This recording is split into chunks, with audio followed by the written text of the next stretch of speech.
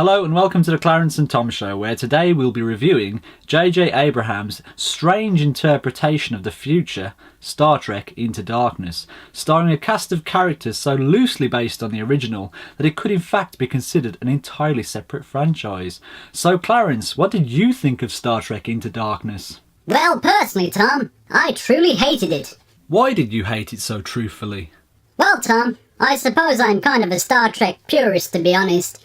I love the original series because of the core sci-fi elements that made you think about stuff.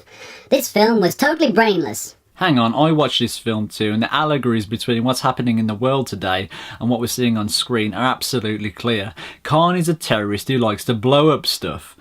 You can't get more relevant than that. Relevance does not imply genius, Tom. In order for something to be genius, it has to either satirise a subject in such a way as to reveal a hidden truth about it, or present an idea in an original, new or interesting way. But this film does. Khan wants to blow people up. Why does he want to blow up people, Tom? Revenge, Clarence. It's all about revenge. Get Carter was all about revenge. Yes. And your point is? My point, motherfucker, is that this is a sci-fi film, and there needs to be more to it than that. Ha! You've just contradicted yourself, haven't you, you little shit? You're forgetting that this film is a remake of Star Trek II, The Wrath of Khan, and it's essentially got the same story. So if you criticise this new version for being just a revenge film and not having enough sci-fi, then that means that you automatically must also hate the original. No, Tom! The original was nothing like this! How dare you even compare them? The original was much, much more than just a revenge film. It had deep and meaningful underlying themes. It asked questions about whether or not humanity should play God. It had the emotional crux of Kirk and his son, and a bad guy whose motivation wasn't just to destroy the Enterprise, but to defeat Kirk in a fair fight. It also had alien slugs that crawl into your brains to control your mind. Indeed it did, Tom. And it also had many other memorable scenes that you'll never forget. The new one has memorable scenes too. Such as? The part where... well, there's that part in the volcano at the start, and then there's the part where Uhura and Spock are having an argument about their relationship. Well, let's see if you remember those scenes in 5 years' time. Yes, we shall revisit this topic again in 2019. For the sake of posterity. So Clarence, what did you think of the plot? It was really quite lame, Tom. They obviously hadn't thought it through. As I was watching it, I spent a great deal of time thinking, why is that character acting in that way?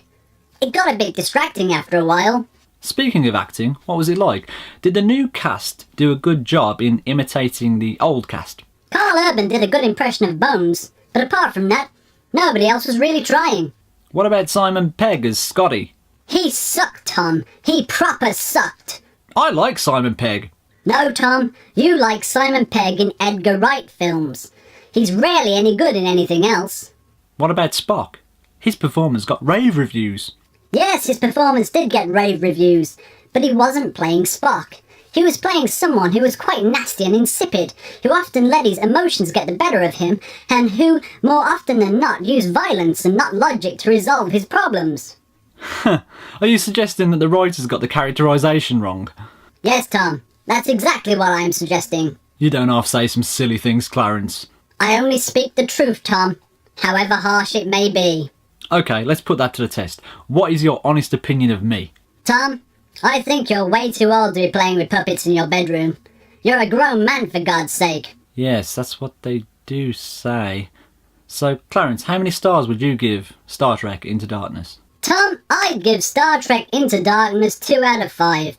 The plot is thin and illogical, the characters are inconsistent and illogical, the acting is solid but still illogical, and the general direction in terms of pace, cinematography and excessive use of lens flare is totally and utterly illogical. In short, this film is silly. So there we have it. Join us next time on the Clarence and Tom Show for more movie-related sledging, him suggesting that he knows more about film than real filmmakers, and me showing obvious signs of chronic mental illness. We don't say goodbye on the Clarence and Tom Show, we always say, good journey.